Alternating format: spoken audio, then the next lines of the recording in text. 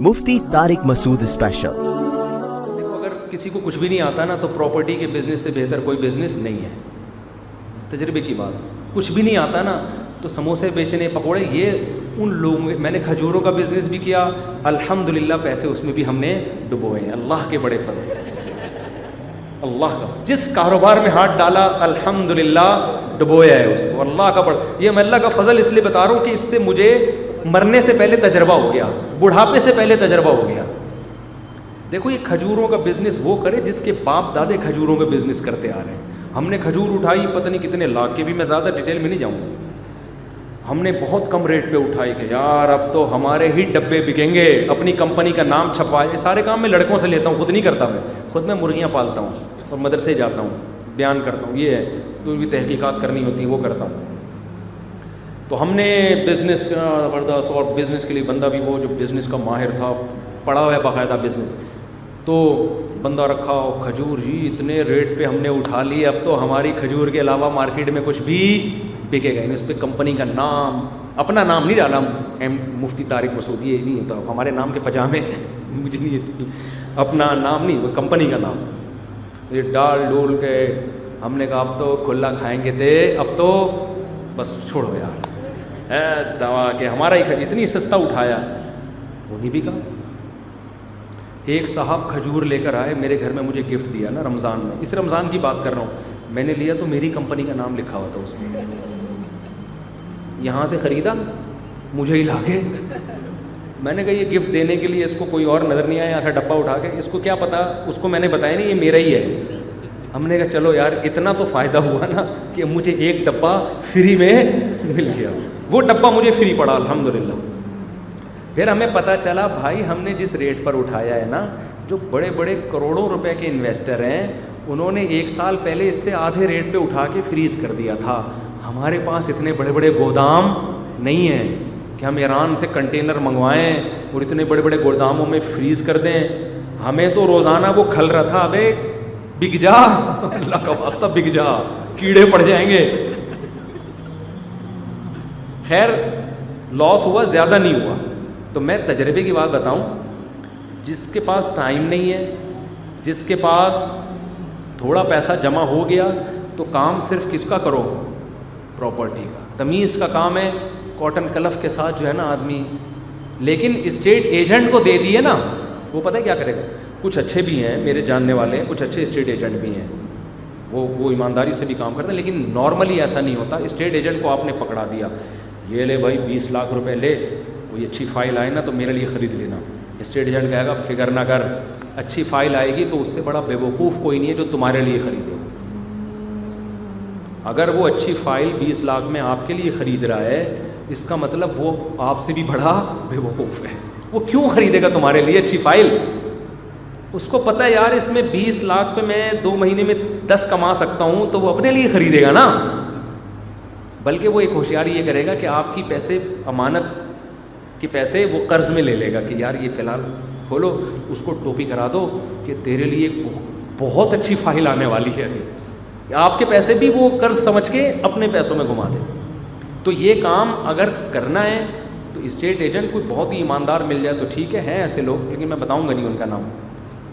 تو اس میں پھر یہ طریقہ ہوتا ہے کہ خود چلو پھرو، تھوڑے سے پیسے آئے ہیں، اگر آپ کے پاس 20 لاکھ نہیں، 10 لاکھ نہیں، 4-6 آدمی مل کے خرید لو، کیا خیال ہے؟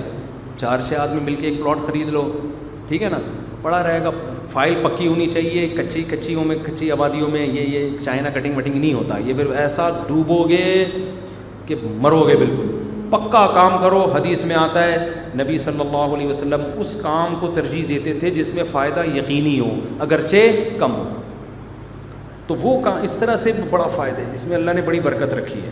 سمجھتے ہو کہ نہیں سمجھتے؟ تمیز سے۔ باقی آپ کا کوئی خاندانی بزنس ہے، یہ آتا ہے تو ٹھیک ہے، ہمیں تو آتا نہیں بھائی، تو ہم تو الحمدللہ جہاں بھی پیسے لگائے ہیں اللہ کے فضل سے ڈبوئے۔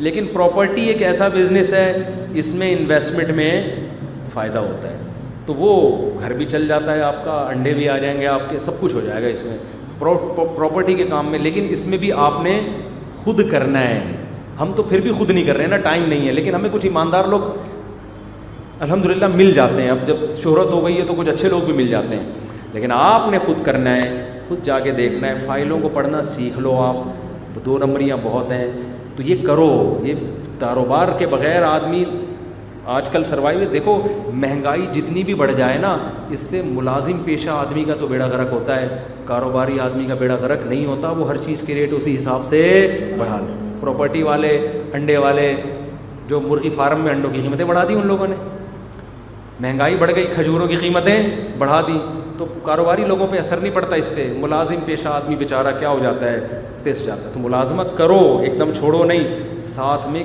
بزنس کو بھی کرنے کی کوشش کرو. سمجھتے ہو کہ نہیں سمجھتے؟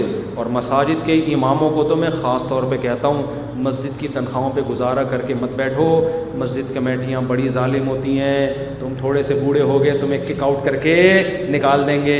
گورنمنٹ تو ریٹائرمنٹ پہ پیسہ دیتی ہے, انتظامیہ کوئی پیسہ نہیں دیتی. میں نے ایسے امام دیکھے 40 سال امامت کی, مرے تو بچوں کے پاؤں میں پہننے کے لیے چپل نہیں ہے, برباد ہو گئے بچے.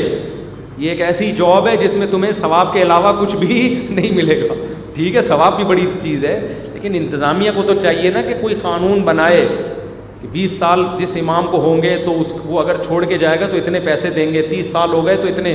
ہمارے جامعۃ الرشید الحمدللہ بھی اس کا خیال کر رہا ہے کہ جس استاذ کو اتنے سال ہو جائیں گے تو اگر وہ استاذ جاتا بھی ہے تو اس کو اتنا پیسہ دیا جائے گا, تاکہ دوسرے مدارس بھی یہ عمل سیکھیں.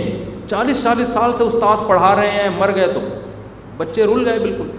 تو یہ مسجد کمیٹیوں کو بھی تھوڑی سی عقل آنی چاہیے نا اس میں, کہ ایک ٹائم ہو کہ بھائی 15 سال 20 سال جس نے امامت کی تو اس کو یہ ملے گا, تو وہ بیچارہ کچھ بھی نہیں. تو امام کو چاہیے خود اپنا تھائی لینڈ میں ایک امام تھے, اتنی کم تنخواہ, انہوں نے سائڈ میں بزنس شروع کر دیا, مسجد کمیٹی نے وہ چھڑوا دیا ان سے, پھر ان کو نکال دیا.